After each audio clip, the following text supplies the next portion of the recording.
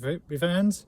So I'm going to have a look at some hives again today, and I just thought I'd give you a prelim to what's going on. So I've got the smoker going. I'm just using some leaves.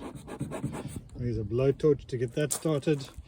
I've got some secateurs, my long knife, a bee brush, something to cover the hole with, a screwdriver with 2 tips, and my gloves. Right, let's go and have a look. So this is the hive over here.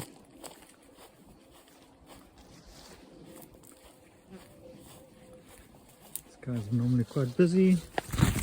So let's have a look. Right, so we need to cut some of this bush away. I've got that box to take off and that box.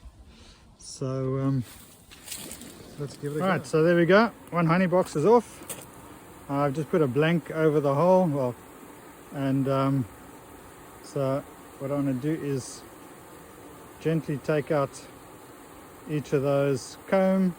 I've got a bowl over there. I've got my long knife. I've got a smoker, and I'm going to see if I can't get these bees back to the hive.